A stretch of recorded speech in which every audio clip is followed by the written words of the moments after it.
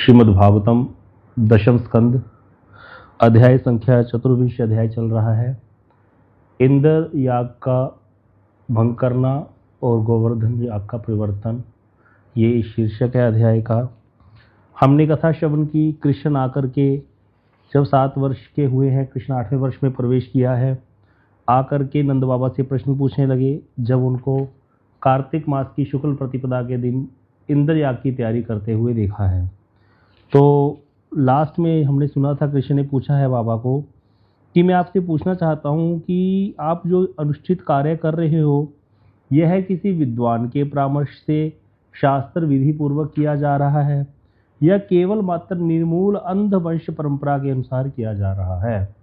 कई चीज़ें ऐसी हैं जो हम अंध वंश परंपरा के साथ फॉलो करते आते हैं, जिसका मूल कारण हमको नहीं पता होता। जैसे जो लोग पीरों फकीरों को मांगने लग जाते हैं, हिंदू होकर के भी, सनातनी होकर के भी। घर में किसी के बच्चा नहीं हो रहा था, किसी ने अंधविश्वासी ने बोल दिया, उस फकीर के जाके बतासे चढ़ाया, मन्नत करे बच्चा हो जाएगा, और बच्चा हो गया। वो जो बच्चे की माँ थी उसको मानती लगी, फिर फकीर को गुरुवार को दीपक जलाने लग गए, और फिर वो बन गए आगे से सबके कुल देवता। और उसके परिवार में सभी लोग वहमों में पड़ कर के डर भय से उसको मानने लगे, और घर में सब लोग दीपक जलाते हैं गुरुवार को। कोई मुसलमान कभी आपको मंदिर में नजर नहीं आएगा, सारे हिंदू आपको मज़ारों पर नजर आएंगे जा करके। जो दो उधर कहाँ कौन सी दरगाह है ना, कहाँ पे वो अजमेर या कहाँ पे, वहाँ पे सारे हिंदू होते हैं। सारे हिंदू जाके पैसा चढ़ाते हैं, और हिंदुओं के पैसों से चल रहा है। मलेरकोटला में इतना बड़ा फकीर है वो बाबा, एक कोई नाम पता नहीं क्या है उसका, वो सारा हिंदू बैठे हैं वहाँ पर। और हिंदुओं में भी बनिए लोग, सबसे ज़्यादा बनिए लोग जाते हैं मज़ारों पे। हम लोग भी जाते थे, किसी की बात क्यों करें। तो ये जो है ये अंधविश्वास, हैदर शेख, तो ये जो है ये अंधवंश परंपरा है। इसके पीछे कुछ भी जो शास्त्र विधि नहीं है। और गीता में भगवान ने कहा है, जो शास्त्र विधि का पालन करता है वो शांति को प्राप्त करता है और किसी जगह पर पहुंचेगा। जो शास्त्र की विधि का उल्लंघन करके कार्य किया जाता है, उसका फल दुखपूर्वक ही होता है। वो संसार वासना के कारण किया जाता है, इसीलिए वो दुख ही प्रदान करता है और संसार दशा और भी भयंकर हो जाती है। लेकिन कामनाओं के वशीभूत हुआ व्यक्ति क्या क्या नहीं करता। तो ये चीज़ यहाँ पर कृष्ण भी पूछ रहे हैं बाबा से कि आप ये कर रहे हो, इसके पीछे कोई शास्त्र विधि है या ऐसे ही कर रहे हो। अब नंद बाबा भी साधारण नहीं है, वो भी कृष्ण के पापा हैं। तो कृष्ण के पापा हैं तो कृष्ण को बड़े अच्छे तरीके से समझाएंगे। अब देखते हैं नंद बाबा क्या कहते हैं।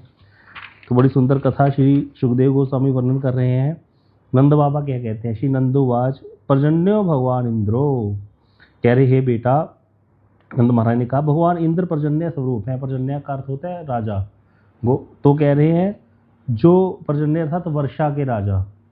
तो कहते मेघ उनकी अपनी प्रिय मूर्ति स्वरूप हैं। वे मेघों के द्वारा स्थावर जंगम आदि प्राणियों को तृप्त करने वाला एवं मृतप्राय प्राणी तृणादि में प्राणों का संचार करने वाला जल बरसाते हैं। मतलब इंद्र क्या है, वर्षा के देवता हैं। तो इसीलिए हम और दूसरे लोग भी मेघाधिपति ईश्वर इंद्र ये देव की यज्ञों के द्वारा आराधना करते हैं, क्योंकि इंद्र यज्ञ के देवता हैं। और हमारी कृषि, हमारे पशु ये वर्षा पर ही निर्भर करते हैं। उनके लिए हमें वर्षा चाहिए, पालन के लिए, हमारी फसल के लिए भी वर्षा चाहिए। तो इसीलिए इन यज्ञों के लिए जिन धान्य आदि द्रव्यों का उपयोग किया जाता है, उनके द्वारा की गई शक्तिशाली वृष्टि से के जल से ही यह जो धान्य है उत्पन्न होते हैं। तो वो जल है, वो उस जल से ही ये धान उत्पन्न होता है। इसी जो द्रव्य से हम यज्ञ करते हैं। तो यज्ञ के संपादन करने के बाद जो अन्न बच जाता है, क्योंकि वो देवता को हमने भोग लगा दिया, उसका अवशिष्ट अब हम लोग खाते हैं, जिससे हम अर्थ धर्म और काम की प्राप्ति करते हैं। तो इस तरह से कहते ये हमारी आजीविका के साधन है। अगर यदि कहो कहते कृषि आदि ही संसारी जीविका के साधन है, तो कृषि भी जो है वो मेघों पे ही निर्भर करती है, क्योंकि मेघ ही कर्मों का फल प्रदान करते हैं, जो वर्षा है। तो इसलिए प्रिय पुत्र, जो व्यक्ति स्वेच्छावश या कामवश, लोभ या भय से या द्वेष के कारण ऐसे कुल परंपरागत इन धर्मों का प्रत्याग कर देता है, उसका निश्चय ही कभी मंगल नहीं होता। तो तुमने जो पूछा कि यह कार्य शास्त्र विहित है या अंधवंश परंपरा के अनुसार चलाया जा रहा है, तो ऐसा नहीं है। इसके पीछे पूरा लॉजिक है, वो तुमको मैंने बता दिया। तो लॉजिक यही है कि इंद्र वर्षा के देवता हैं। हमारी कृषि जो है, हमारी कृषि पशुपालन सारा, हमारी फसल जो है उसके वो वर्षा पर निर्भर करती है, उसके लिए हम इंद्र की पूजा करते हैं। ऐसा नंद महाराज ने कहा। बड़ा सुंदर आगे इसकी भाव प्रकाशी का वृत्ति है, उसको भी पढ़ लेते हैं। तो कहते जब नंद बाबा ने कृष्ण के ऐसे युक्तिपूर्ण वचनों को सुना ना, तो बड़े विस्मित हो गए कि छोटा सा बच्चा है, अभी 7 वर्ष का हुआ है, पूरा 8वां वर्ष में प्रवेश किया इसने, और ये इतनी बड़ी बड़ी बातें कर रहा है। लेकिन फिर एकदम से उनको गर्गाचार्य जी के वचनों का स्मरण हो गया, तो उनका सारा विस्मय जाता रहा, क्योंकि गर्गाचार्य जी ने कहा था नारायण समगुणई। तो इसीलिए उनको बड़ा ही आनंद हुआ पुत्र की बातें सुन करके, और उन्होंने सारी बातें बताना उचित समझा। तो नंद महाराज अति आदर के साथ कृष्ण को संबोधित करके कहने लगे, हे तात कृष्ण, मैं सारे कार्यों का विवरण दे देता हूँ। देवराज इंद्र भगवान की विभूति है, बादलों के अधिपति हैं, बादल उनके अत्यंत प्रिय हैं, बादलों के साथ उनका ऐसा संबंध है जैसे उनकी आत्मा ही है वो। तो इन बादलों से ही जल का वर्षण होता है और समस्त जीवों की रक्षा होती है। खेती भी, घास भी होती है, उस घास को हमारे पशु खाते हैं। खेती ही फसल होती है, उस फसल से हमारा जीवन धारण होता है। इस तरह से सारा हमारा सिस्टम जो है वो वर्षा पर निर्भर करता है, और इंद्र वर्षा के देवता है, इसीलिए हम इंद्र की पूजा करते हैं। तो यहाँ पर एक आगे विष्णु चक्रवर्ती जी ने और बताया, यद्यपि आदित्याद जायते वृष्टिर वृष्टिर अन्नम ततः प्रजा, कि ये श्लोक है शास्त्र में कि आदित्याद अर्थात सूर्य से जो है वो वृष्टि होती है, और वृष्टि से अन्न, और अन्न से प्रजा। इस प्रकार का कर्म बताया गया है कि सूर्य से जो वाष्पीकरण होता है धरती पर पानी का, वो पानी ही ऊपर वाष्पीकरण होकर के ऊपर चला जाता है, जा करके वो ठंडा होकर के बादल बन जाता है। फिर वो जहाँ पर ज़्यादा गर्मी होती है, ठंडी से गर्म की ओर हवाएं चलती हैं, वातावरण का दबाव बनने पर वायु का दबाव कम हो जाता है जब, तो ठंडी गर्म से ठंडी की ओर वायु चलती है। जब चलती है तो वो और ठंडी हो जाती है, तो रास्ते में वहाँ पर फिर वो वर्षा के रूप में जल बरसता है। वृष्टि जो है जायते आदित्य जायते वृष्टि वृष्टि अन्न जायते, जो वृष्टि होती है तो अन्न पैदा होता है, अन्न से प्रजा ततः प्रजा, तो उससे प्रजा का पालन होता है, जगत के जीव प्राण धारण करते हैं। तो यहाँ पर तो विचार करने से निकल आया कि सूर्य से जल बरसता है, और साइंस भी इसको प्रूफ करती है, इंद्र का क्या लेना देना।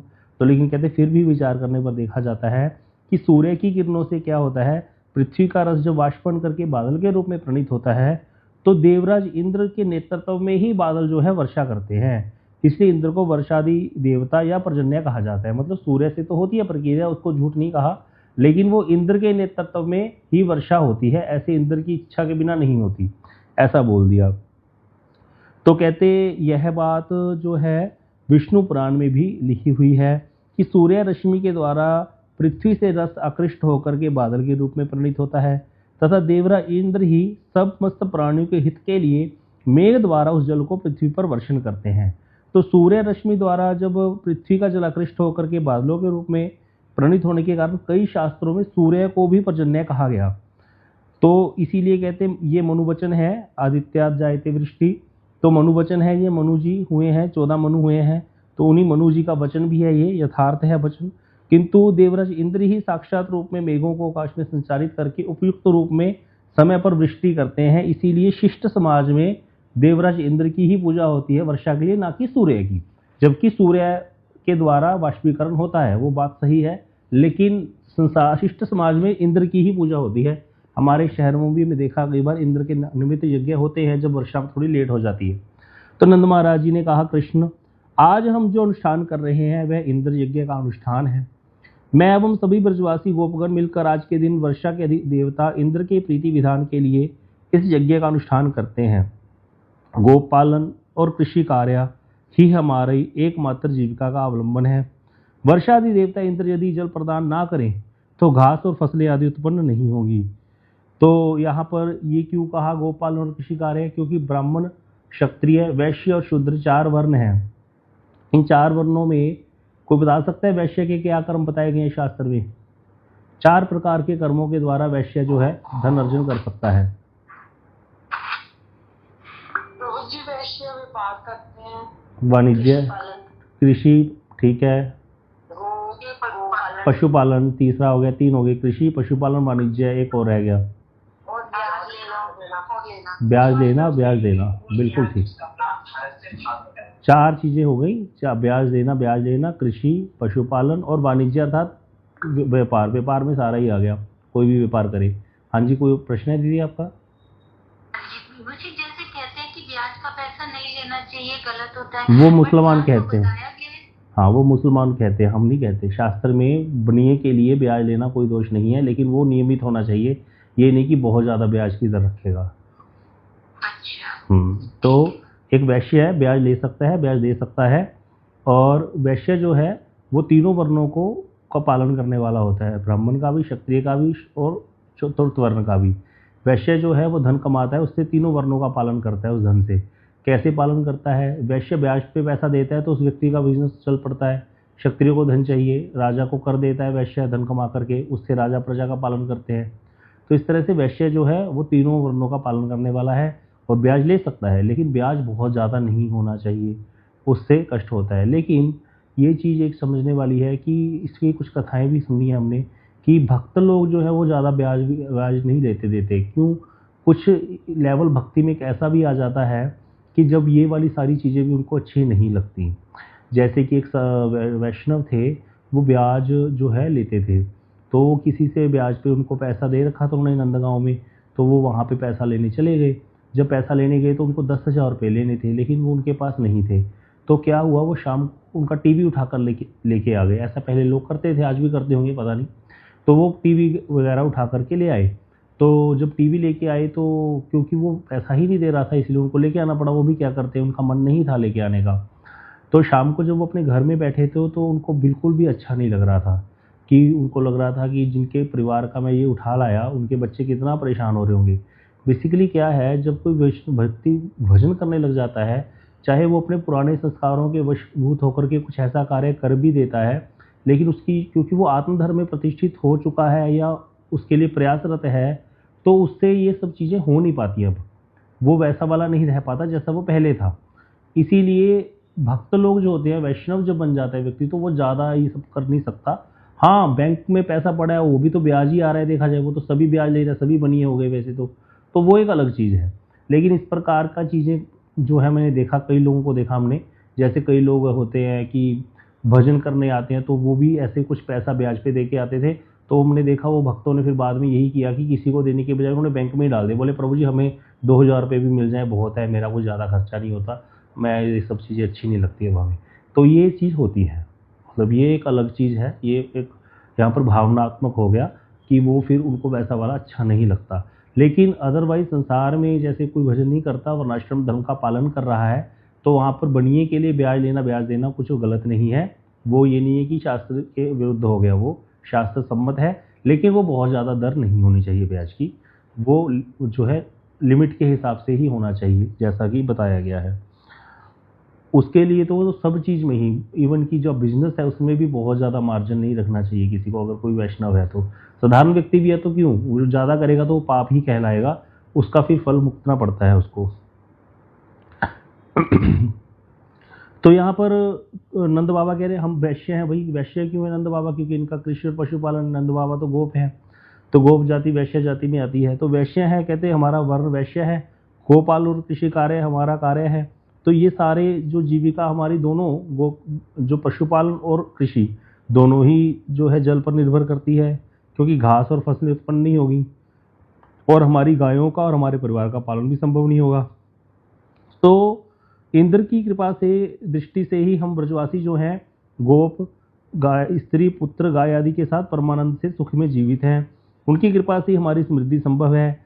इसीलिए प्रतिवर्ष वृष्टि से जो उत्पन्न होता है गेहूँ, जो चावल आदि, और गायों से जो दूध इत्यादि, दही, मक्खन, घी, पनीर आदि निकलता है, उनके प्रीति विधान के लिए हम इस यज्ञ का अनुष्ठान करते हैं कि उन सारी वस्तुओं से जो जल से उत्पन्न होती हैं, किसी भी तरीके से डायरेक्ट इंटरेक्ट वे से, हम उन सारी वस्तुओं से इंद्र के निमित्त यज्ञ करते हैं और उनको यज्ञ में वो सारा कुछ अर्पण करते हैं। अब यहाँ पर कह रहे हैं नंद बाबा की कोई ऐसा समझते हैं कि दैव से क्या काम, हमारे पौरुष से ही सब कार्य सिद्ध होते हैं। इस प्रकार की धारणा भ्रांत है। कहते हैं यदि वर्षा के देवता इंद्र पानी ना बरसाएं तो केवल पौरुष द्वारा, अर्थात अपने पौरुष्य द्वारा, अपनी मेहनत के द्वारा हजारों प्रयास करने पर भी कोई कार्य सिद्ध होगा नहीं। तो गीता में भी भगवान ने कहा है कि यज्ञ अनुष्ठान आदि से देवताओं को संतुष्ट करो। देवता संतुष्ट होकर वो वृष्टि करेंगे और उससे मृतवासियों को संतुष्ट करते हैं, वो मृत्यु लोक के लोगों को। इस प्रकार देवताओं और मनुष्यों में परस्पर मैंने क्या किया, प्रीति के कारण जगत का परम कल्याण साधित करने के लिए ये सिस्टम बनाया है। गीता में भगवान ने भी इस बात का अनुमोदन किया है।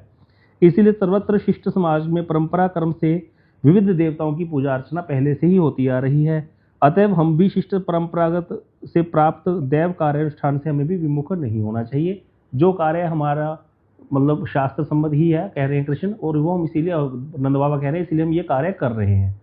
अब यहाँ पर जब ऐसा बोल दिया तो यहाँ पर सुखदेव गोस्वामी कहने लगे कि अब कृष्ण जो हैं केशव, यहाँ पर कृष्ण का नाम संबोधित किया है, भगवान केशव, इंद्राय मन्युम जनयन पित्रम प्राह केशव। श्री सुखदेव गोस्वामी कह रहे हैं भगवान केशव ने नंद महाराज एवं अन्य अन्य ब्रजवासियों की इस प्रकार की बातों को सुन करके इंद्र को क्रोधित करके उनके गर्व को चूर्ण करने के लिए नंद महाराज से कहा। श्री भगवान उवाच, बड़ा सुंदर श्लोक है, कर्मणा जायते जंतु कर्मणेव विलीयते। अर्थात हे पिताजी, इस लोक में जीव कर्मों के अधीन होकर जन्म ग्रहण करते हैं और कर्म के आधार पर ही उनकी मृत्यु होती है। सुखम दुखम भयम क्षेमम कर्मणेव आविवद्यते। सुख दुख भय शुभ आदि सब कर्म से ही प्राप्त होते हैं, कर्म ही प्रधान है, सब चीज में कर्म ही कार्य कर रहा है। यहाँ पर बहुत सुंदर कर्मवाद की स्थापना की है कृष्ण ने। इसको सुनकर के कोई भी भक्ति करना छोड़ सकता है। तो यहाँ पर कृष्ण ऐसी ऐसी बातें कहेंगे, यहाँ पर पूरा स्थापित कर देंगे कर्म को। ये जैमिनी की थ्योरी है, कर्मवाद इसको बोलते हैं। कृष्ण जैमिनी की थ्योरी को यहाँ पर रख रहे हैं। जैमिनी ने कर्मवाद पे उपदेश दिया है। तो 6 दर्शन शास्त्र हैं, ये इसमें से जो है ये निरीश्वर मतलब इनको ईश्वरवाद मतलब सईश्वर बोल दिया, आस्तिक शास्त्र ही बोलते हैं। लेकिन ये देखा जाए तो ये सारे निराकार को ही मानने वाले हैं। एकमात्र जो उत्तर मीमांसा है उसमें थोड़ा भक्ति की बात आई है, नहीं तो सारे ही निरीश्वरवाद पर ही हैं, ईश्वर को कोई भी मानते नहीं है। तो यहाँ पर ये जैमिनी ने भी कर्मवाद दिया है, कर्म ही सारा कुछ है, कर्म पे ही सारा कुछ होता है। तो यही श्लोक भी ऐसा ही कह रहा है। इतना सुंदर श्लोक है। कृष्ण बोल रहे हैं अपने मुख से स्वयं, कर्मणा जायते जंतु, कर्म से ही जीवों की उत्पत्ति होती है, कर्म के कारण ही, कर्म के अधीन होकर के, कर्मण्येव विलीयते, कर्म के कारण ही, कर्म के अनुसार ही उसकी मृत्यु होती है। सुखम दुखम भयम क्षेमम कर्मण्येव अभिपद्यते। सुख दुख लाभ हानि भय शुभ आदि जो भी प्राप्त होता है वह कर्मों के अनुसार ही प्राप्त होता है। तो इसीलिए भगवान यहाँ पर कहते, यहाँ कृष्ण ने बोल दिया सारा कुछ कर्म से प्राप्त होता है। तो यहाँ पर विष्णु चक्रवर्तीपाद जी की टीका पढ़नी बड़ी जरूरी है। श्री विष्णु चक्रवर्तीपाद जी कहते हैं भगवान ने नरलीला का संपादन करना है, अभी भगवान नरलीला में है, तो ब्रजवासियों को इंद्र यज्ञ को भंग कराना है। अब बाय हुक एंड क्रुक भगवान ने उनको ये इस इंद्र यज्ञ से बंद करवा के उसको गिरिराज जी की पूजा में लगवाना है। इसीलिए अनेक युक्तियां दिखाते हुए साधुओं के लिए निंदनीय होने पर भी, ये निंदनीय है कर्मवाद, लेकिन उस पर होने पर भी कर्मवाद का आश्रय ग्रहण करके देवताओं का निराकरण कर रहे हैं। देवताओं की पूजा बंद करानी है, इसीलिए भगवान ने कर्मवाद की स्थापना कर दी। तो जीव कर्म से द्वारा उत्पन्न होते हैं, कर्म के द्वारा विलय को प्राप्त होते हैं। इसीलिए भगवान यहाँ पर एक तरह से ये तात्कालिक निर्णय है, मतलब परमानेंट नहीं है सोल्यूशन, ये तात्कालिक भगवान कर रहे हैं क्योंकि सबका ध्यान इंद्र यज्ञ से हटाना है। इसलिए कर्म के प्रधानता को भगवान ने यहाँ पर स्थापित किया। और ये बात गलत भी नहीं है, लेकिन फिर आगे इसको हम अच्छे से समझेंगे। जैसे भागवत जी में, रामायण में, सब जगह ये बात लिखी है। रामायण में लिखा है कर्म प्रधान विश्व करी राखा, जो जस करी सो तत्फल चाखा। भाई इंद्र देवता हम पर बड़े प्रसन्न हैं, सारे देवी देवताओं को हमने मना रखा है, लेकिन हमारे कर्म ऐसे हैं कि हमको आज नहीं मिलना, तो फिर क्या देवता कोई क्या कर लेगा? जब हमारे कर्म में है ही नहीं तो वो दे ही नहीं सकते हमको।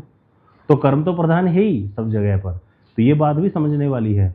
तो इसीलिए यहाँ पर कृष्ण जो कह रहे हैं वो बात गलत नहीं है, लेकिन पूरी सही नहीं है। पूरी सही क्यों नहीं है इसको अच्छे से डिस्कस करेंगे बाद में। अगर भूल गए तो भी याद करवा देना, क्योंकि इसमें इतना अच्छे से आगे ये पॉइंट शायद रेज ना किया जाए। तो यहाँ पर कह रहे हैं कृष्ण कि यद्यपि सभी कर्मों का फल प्रदान करने वाला नियंता तो ईश्वर है, तो भी जिन्होंने कर्म का अवलंबन किया है, मतलब जिस व्यक्ति ने कर्म किया है, ईश्वर भी उन कर्म करने वालों पर आश्रित रहना पड़ेगा कि नहीं रहना पड़ेगा?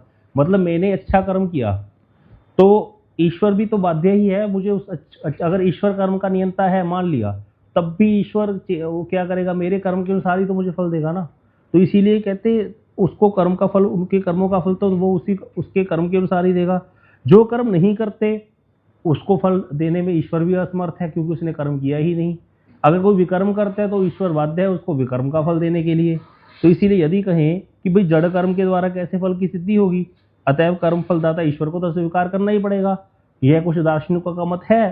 तो कहते कृष्ण कहते ठीक है भाई, मान लिया, लेकिन वो जो कर्म फल दाता है वो भी तो कर्म की कर्ता के अनुसार ही, कर्म जो करने वाला है उसके अनुसार ही तो फल देता है। जैसा कर्म करेगा ईश्वर उसको उसके कर्म के अनुसार ही फल दे देगा। तो ईश्वर जो कर्म नहीं करता उस व्यक्ति को तो कोई फल देता भी नहीं है ना, ऐसा देखा जाता है। तो इसीलिए कर्म ही ईश्वर है। बड़ा सुंदर आगे एक जगह यह भी बोल दिया कृष्ण ने बोलते बोलते, कर्म ही ईश्वर है। अब आप लोग बताओ क्या कर्म ईश्वर है? नहीं, कोई जड़ है कर्म। किसी का मत हो कि कर्म ईश्वर है? बताओ, होना चाहिए। मतलब हमने तो कई सनातन धर्म के मंदिरों में लिखा हुआ देखा है कर्म ही ईश्वर है।